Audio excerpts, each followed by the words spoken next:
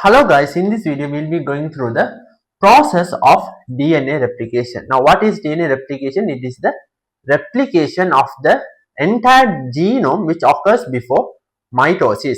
So during mitosis the cell divides into two identical cells. But for a cell to divide into identical cells, first it has to have all the DNA replicated, and that is what occurs in DNA replication. The entire genome that is present inside the nucleus is replicated. But before we go into the details of DNA replication, first we have to understand the DNA molecule. DNA is a polymer which is made up of millions of nucleotides. So a single nucleotide molecule consists of a nitrogenous base, a deoxyribose sugar and a phosphate group. So these three components make up a single nucleotide, and a DNA strand can consist of millions of these nucleotides. So usually a DNA exists as a helical strand. So this is how they are going to exist usually in the nucleus. But when we unwind this DNA double helix, they are going to look like this with two strands of DNA with complementary base pairs. I hope you guys know what complementary base pairing is. So if you take adenine, which is a nitrogenous base, they can only form pairs with thymine. And if we take guanine, they can only form pairs with cytosine, and the other way around. Now, if we take a DNA molecule, it has millions of nucleotides as I told. Let's tell this is the first nucleotide of a DNA and this is the last nucleotide of a DNA strand. Between these two nucleotides, we can have lot of nucleotides. But for the sake of simplicity, I have only drawn two nucleotides. So, one nucleotide is joined to another nucleotide by a phosphodiester bond. So, this phosphodiester bond is formed between the third carbon of the deoxyribose sugar and the adjacent phosphate group. So this is what a phosphodiester bond is. So let's connect all the nucleotides. Same thing on this strand, right?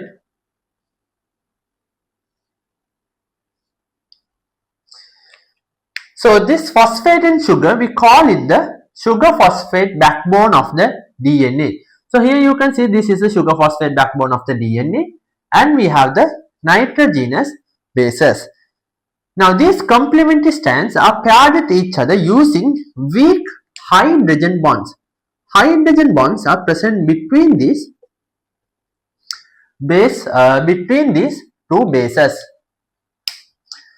Now, one of the features of a DNA molecule is that it has directions. Now, what are these directions?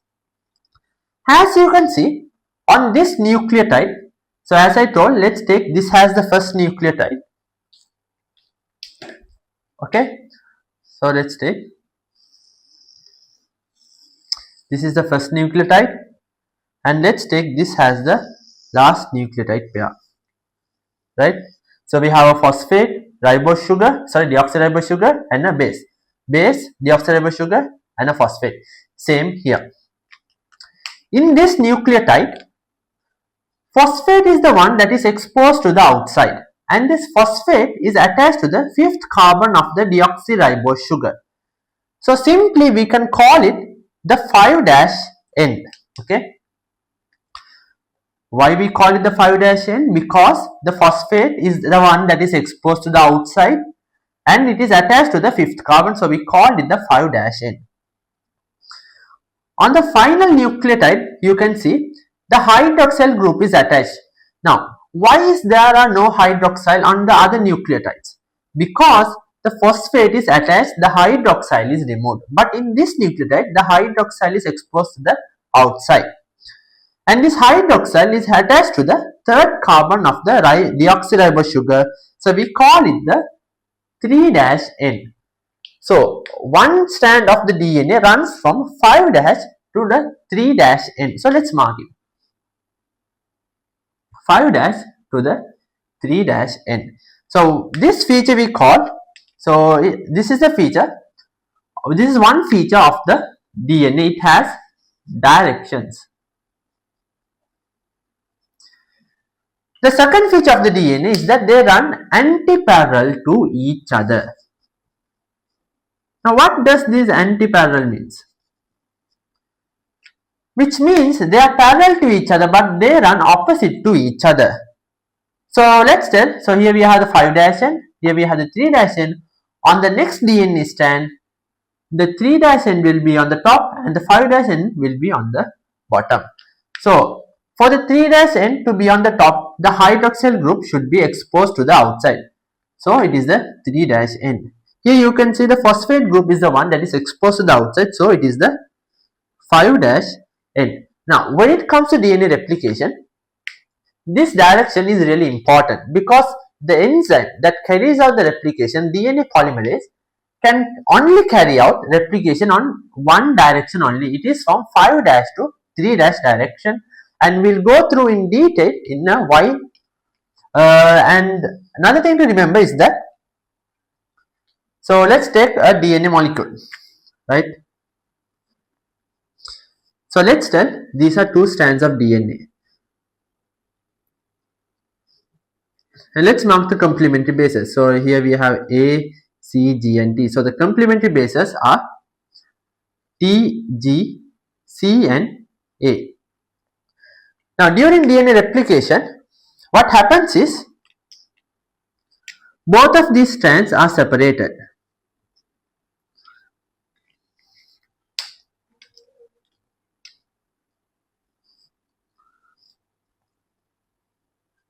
So here we have ACGT nucleotides and here we have the TGCA nucleotides.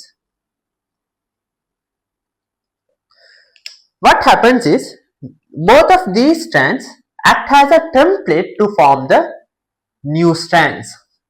So the new strand is formed here.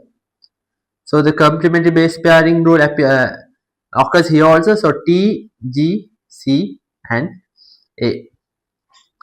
So here also new DNA strand is formed by using this as the template.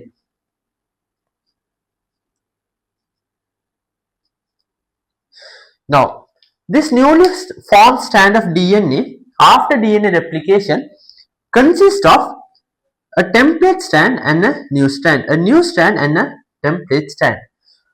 So this is what we call the semi-conservative model of DNA replication.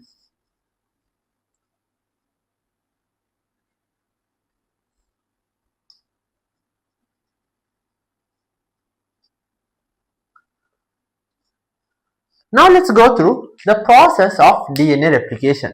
Now what is the final outcome that we expect from DNA replication is to produce two DNA double helix structure. We start with a single double helix structure which has two template strands. Using these two template strands, we are going to make another two new DNA strands. So at the end of DNA replication, we will have one template strand and a new DNA strand, another template strand and another new DNA strand, which will form a DNA double helix. Now if we take a long DNA structure, they are made up of a lot of nucleotides, right? But there are certain sequence of nucleotides where DNA replication can start. So these sequences, we call them origin of replication. Now when it comes to prokaryotes, they only have one origin of replication, which means they only have one specific sequence where DNA replication can start. But when it comes to eukaryotes, they can have several hundreds to thousand origin of replication. So this origin of replication is a nucleotide sequence which is rich in adenine and thymine.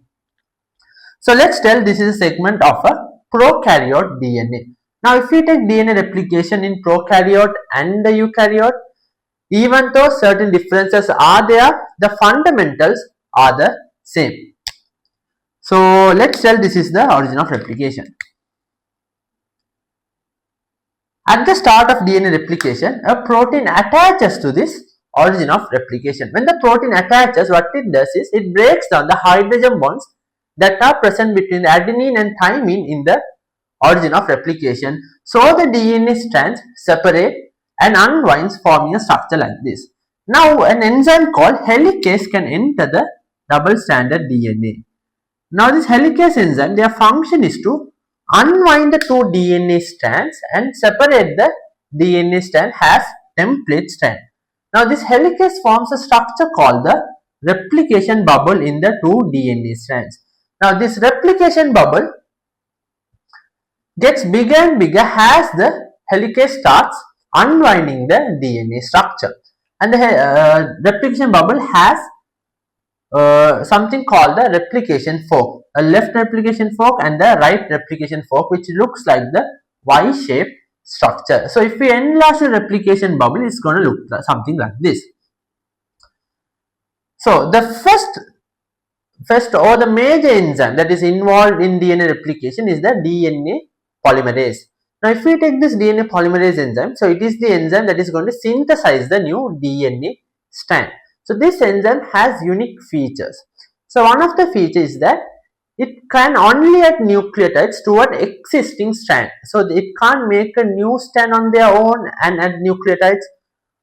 They can only add nucleotides to a strand that is already present. So we should first make a strand, then to that strand the DNA polymerase will attach and start making the DNA nucleotides. So how are we going to make this new small strand of nucleotides? So this is where the primase enzyme comes in. The primase enzyme starts making a small RNA primer, right? Not a DNA primer, a RNA primer, which means a small set of RNA nucleotides. Now the DNA polymerase can attach to these RNA nucleotides and start adding more and more nucleotides, synthesizing the new DNA strand. And another feature of this DNA polymerase enzyme is that it can only work from 5' to the 3' direction, which is one of the most important features to remember when it comes to DNA replication. Let's mark the directions of the template strand. So let's tell this is the 3' end, which means the other end will have the 5' end, exposing the phosphate group. So DNA, they run antiparallel to each other, which means if we have the 3' end here, on the other template strand we will have the 5' end on the front and 3' end on the lower end. So let's mark it here also, 3' end, 5' end, 5' end and the 3' end, DNA running antiparallel to each other, right? So let's tell this is the origin of replication, right? So we have the origin of replication. Now the RNA primer is made using the primase enzyme. The DNA polymerase attaches to the template strand. Now this DNA polymerase can only move from 5' to the 3' direction. So if you take the upper strand, the 5' to the 3' direction is towards the left, which means DNA can only synthesize new nucleotides, the enzyme can synthesize new nucleotides only towards the left end of the strand. And if we take the lower end, it can only synthesize new nucleotides towards the right side of the DNA strand, because the strand is moving from 5' towards the 3', so it's towards the left. So if you are drawing the new DNA strand, it's going to look like this. So it's moving towards the left because 5' to the 3' direction.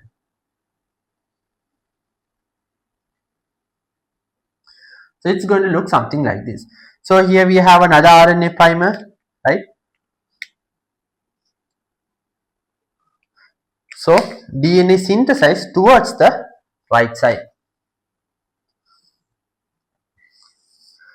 Now if you notice, the template strand is synthesizing the new DNA strand continuously. So we call it the leading strand, right?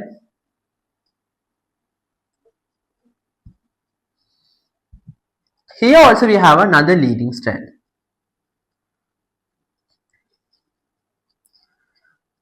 Now on the whole template strand, half of the template strand is the leading strand, because origin of replication is in the middle, and from the origin of replication, so to the origin of replication, DNA polymerase enters and DNA polymerase starts synthesizing the new DNA strand.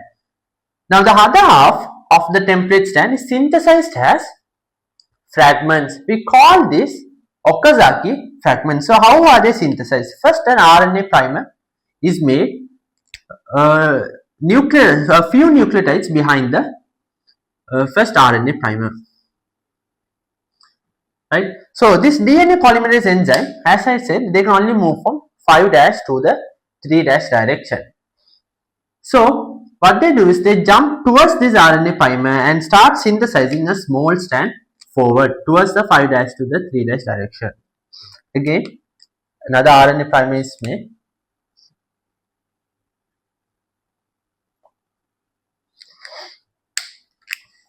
Another small segment is made by DNA polymerase. So another RNA primer, another small segment is made. So you can see they are not moving backwards, they are actually moving forward. So they are jumping towards the RNA primer and synthesizing the DNA segment forward. So again the same thing occurs here.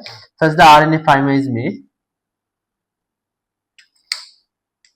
and the DNA is synthesized towards the 5' to the 3' direction.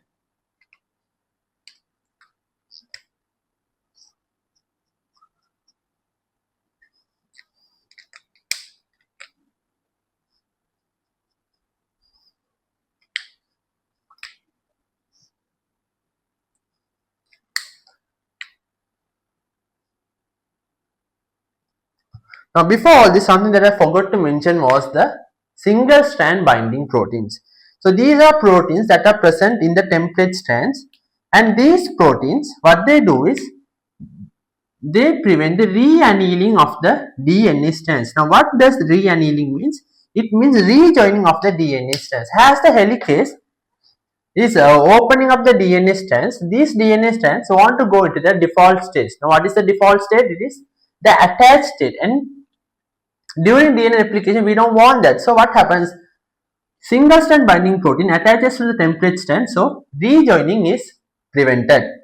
Now we have another problem. As the helicase is opening up the DNA strands, unwinding it, right, breaking the hydrogen bonds, separating the strands, it causes more winding in the back area of the DNA strand, or a bit further away from the replication fork. So here we have the replication fork. So this is the replication bubble. So as you can see, the helicase is working in this region, opening up the DNA strand.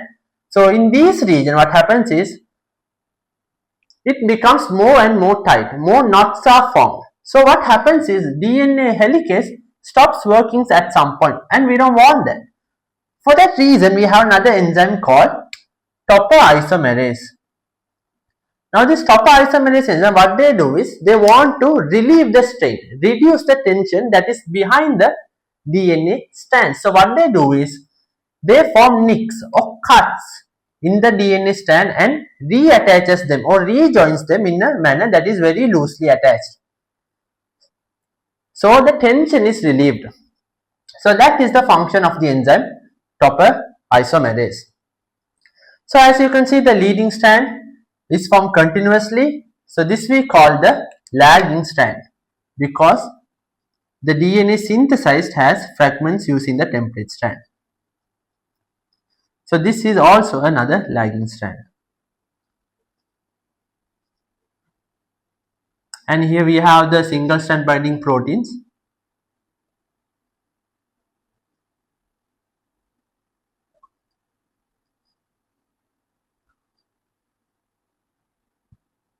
Okay. Now, do we want RNA nucleotides in the DNA? We don't want that. That is not required, right? We only want DNA nucleotides in the new strand of DNA. So what we do is we want to replace this RNA primer with DNA nucleotides. For that, another enzyme is included.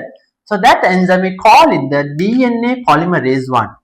So this DNA polymerase 1, what they do is they replace the RNA primer with DNA nucleotides.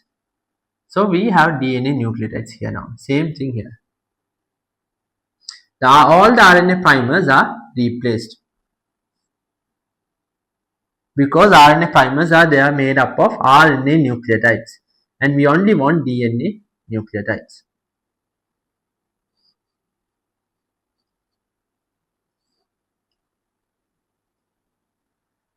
Now that is also completed. Now we have one final problem. What is that? We have to attach these Okazaki fragments. So for this we have another enzyme, and this is called DNA ligase.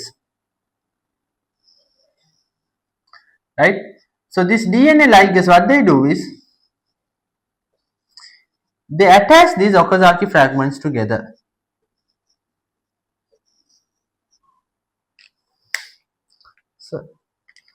So the DNA strands join together by forming the sugar phosphate backbone.